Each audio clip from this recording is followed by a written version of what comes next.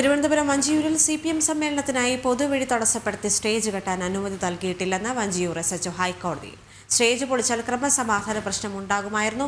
പരിപാടിയുടെ സംഘാടകരായ 40 പേർക്കെതിരെ കേസെടുത്തിട്ടുണ്ടെന്നും SHO കോടതിയിൽ പറഞ്ഞു. വിവരങ്ങളുമായി രേഷ്മ ബാബു ചേർന്നു. രേഷ്മ, നമുക്കറിയാം, ഈ ഒരു വിഷയം വന്നതിന് ശേഷം പോലീസിന്റെ ഭാഗത്ത് നിന്ന് യാതൊരു നടപടിയും ഉണ്ടാകാത്ത സാഹചര്യത്തിലാണ് ഹൈക്കോടതിയുടെ കൃത്യമായ ഇടപെടൽ ഉണ്ടായത്. അതിനെ തുടർന്ന് ഇപ്പോൾ SHO ഹൈക്കോടതിയെ ചില കാര്യങ്ങൾ അറിയിച്ചിരിക്കുകയാണ്. മറ്റ് വിശദാംശങ്ങൾ കൂടി.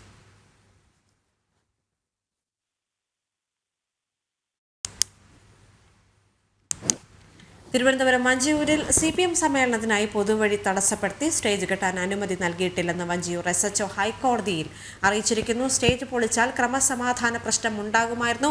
പരിപാടിയുടെ സംഘാടകരായ 40 പേർക്കെതിരെ കേസെടുത്തിട്ടുണ്ടെന്നും SHO കോടതിയിൽ പറഞ്ഞു. ഈ വിഷയവുമായി ബന്ധപ്പെട്ട് പോലീസിന്റെ ഭാഗത്തു നിന്ന് യാതൊരു നടപടിയും ഉണ്ടാകാത്ത സാഹചര്യത്തിലാണ് ഇതിലൊരു വിശദീകരണം ആവശ്യപ്പെട്ട് ഹൈക്കോടതിയുടെ കൃത്യമായ ഇടപെടൽ പുറത്തേക്ക് വരുന്നത്. ഈ ഒരു വിഷയത്തിൽ ന്യായീകരണവുമായി CPM നേതാക്കൾ മുന്നോട്ട് വന്നിട്ടുണ്ട് എങ്കിൽ പോലും CPMന് കുരുക്ക് മുറുകുന്നു എന്ന് തന്നെയാണ് ഈ ഒരു ഘട്ടത്തിൽ പറയേണ്ടത്. രേഷ്മ ബാബു ചേരുന്നുണ്ട്. രേഷ്മ, SHO എന്തൊക്കെ കാര്യങ്ങളാണ് ഹൈക്കോടതി അറിയിച്ചത്? കോടതിയലക്ഷ്യ നടപടി സ്വീകരിക്കരുത് എന്നുള്ള ഒരു രീതിയിലാണ് സത്യവാങ്മൂലം നിലവിൽ വഞ്ചിയൂർ SHO ഹൈക്കോടതിയിൽ സമർപ്പിച്ചിട്ടുള്ളത്. പൊതുവഴി തടസ്സപ്പെടുത്തിയ സ്റ്റേജ് കെട്ടാൻ അനുമതി നൽകിയിട്ടില്ല. സ്റ്റേജ് പൊളിച്ചു കഴിഞ്ഞാൽ ക്രമസമാധാന പ്രശ്നം ഉണ്ടാകുമായിരുന്നു. നിലവിൽ പരിപാടിയുടെ സംഘാടകരായിട്ടുള്ള 40 പേർക്കെതിരെ കേസെടുത്തിട്ടുണ്ടെന്നാണ് വഞ്ചിയൂർ SHO രേഖാമൂലം ഹൈക്കോടതിയിൽ വ്യക്തമാക്കിയത്. നിലവിൽ ഈ കോടതിയലക്ഷ്യ ഹർജി ഹൈക്കോടതി പരിഗണിച്ചുകൊണ്ടിരിക്കുകയാണ്. അതിനിടയിൽ തന്നെ നിശ്ചിതമായിട്ടുള്ള ഭാഷയിൽ വിമർശനം പോലീസിന് നേരെ ഹൈക്കോടതി ഉന്നയിച്ചിട്ടുണ്ട്.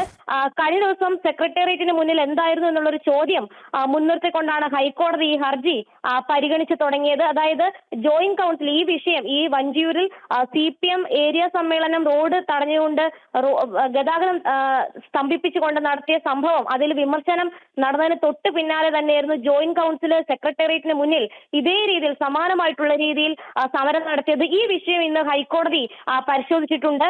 കുറ്റകൃത്യം ചെയ്തവർക്കെതിരെ എന്ത് നടപടി സ്വീകരിച്ചു, ഒപ്പം തന്നെ കോർപ്പറേഷൻ ഇക്കാര്യത്തിൽ എന്ത് നടപടി സ്വീകരിച്ചു തുടങ്ങിയ ചോദ്യങ്ങളും ഹൈക്കോടതി നടത്തിയിട്ടുണ്ട്. പോലീസ് സ്റ്റേഷന്റെ മുന്നിലാണ് വഞ്ചിയൂരിൽ റോഡ് തടഞ്ഞുകൊണ്ട് CPMന്റെ പാളയം ഏരിയ കമ്മിറ്റിയുടെ സമ്മേളനം നടന്നത്.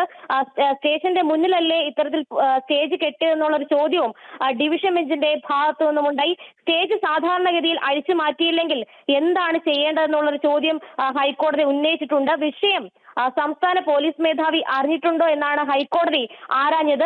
ഇക്കാര്യത്തിൽ പോലീസ് അറിയിച്ചിട്ടുള്ളത്, തങ്ങൾ പറഞ്ഞിരുന്നു പാർട്ടിക്കാരോട് ഈ സ്റ്റേജ് അഴിച്ചു മാറ്റണമെന്ന്, പക്ഷേ അവർ അനുവദിച്ചില്ല എന്നുള്ള ഒരു കാര്യമാണ് പോലീസ് മറുപടിയായിട്ട് നൽകിയത്. അങ്ങനെയെങ്കിൽ പോലീസിന്റെ ഉത്തരവാദിത്വം അല്ലെങ്കിൽ ചുമതല എന്താണ് എന്നുള്ളൊരു ചോദ്യമാണ് ഹൈക്കോടതി ഇക്കാര്യത്തിൽ മറുചോദ്യമായിട്ട് ഉന്നയിച്ചിരിക്കുന്നത്.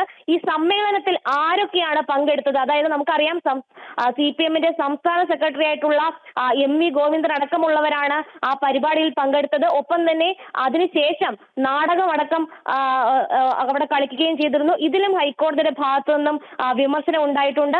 ഈ സമ്മേളനത്തിൽ പങ്കെടുത്തവരാരൊക്കെ, പ്രസംഗിച്ചവർ ആരൊക്കെ, ഇത് സംബന്ധിച്ച് DGPക്ക് വ്യക്തത ഉണ്ടോ എന്നും ഹൈക്കോടതി ആരായുകയും ചെയ്തിട്ടുണ്ട്.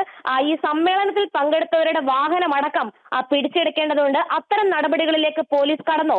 അത് മാത്രമല്ല, ഈ മൈക്ക് സെറ്റുമായിട്ട് വന്ന വാഹനം പിടിച്ചെടുത്തിട്ടുണ്ടോ തുടങ്ങിയ ചോദ്യങ്ങളും ഹൈക്കോടതി ഉന്നയിച്ചു. പക്ഷേ ഇതിനൊന്നും കൃത്യമായിട്ടുള്ള ഒരു മറുപടി പറയാൻ പോലീസിനായില്ല എന്നുള്ളതാണ് ഏറ്റവും സുപ്രധാനമായിട്ടുള്ള കാര്യം. എന്തായാലും നിലവിൽ ഹൈക്കോടതി കോടതിയലക്ഷ്യ ഹർജി പരിഗണിച്ചുകൊണ്ടിരിക്കുകയാണ്. ദേവിക. ശരി രേഷ്മ.